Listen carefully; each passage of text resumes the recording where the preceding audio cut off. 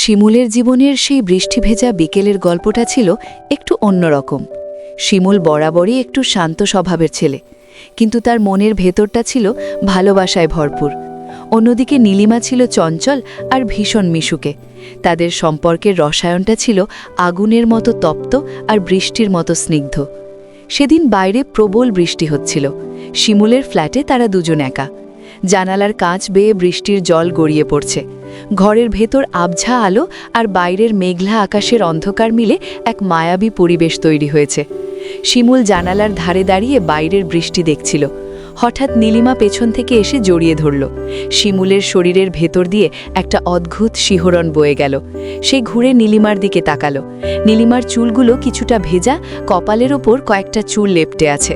শিমুল নিচু গলায় বলল, নীলিমা, আজ তোমাকে খুব সুন্দর লাগছে। নীলিমা হাসল। তার চোখের কোণে এক চিমটি দুষ্টুমি। সে শিমুলের দায়ের খুব শিমুল তার কোমরে হাত রাখতেই নীলিমা যেন কেঁপে উঠল। সেই মুহূর্তে বাইরের বৃষ্টির শব্দের চেয়ে তাদের হৃৎস্পন্দনের শব্দ যেন বেশি জোরালো হয়ে উঠল। শিমুল নীলিমার ঠোঁটের খুব কাছে মুখ নিয়ে গিয়ে ফিসফিস করে বলল, তুমি কি জানো আমি তোমাকে কতটা অনুভব করি? নীলিমা কোনো কথা বলল না, শুধু চোখ বন্ধ করল। শিমুল পরম আবেশে নীলিমাকে নিজের বুকের মাঝে টেনে নিল। তাদের সেই আলিঙ্গনে ছিল এক তীব্র আকাঙ্ক্ষা আর আগলে রাখার প্রতিশ্রুতি।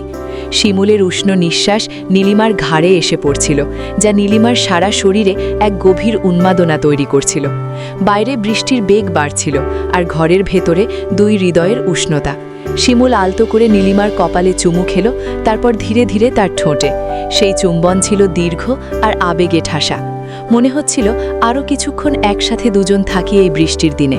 সেই বৃষ্টির রাতটা শুধু বৃষ্টির ছিল না, তা ছিল শিমুল আর নীলিমার একে অপরের হয়ে যাওয়ার গল্প। তাদের সেই নিবিড় মুহূর্তগুলো রয়ে গেল স্মৃতির পাতায় এক তপ্ত ভালোবাসার অধ্যায় হয়ে।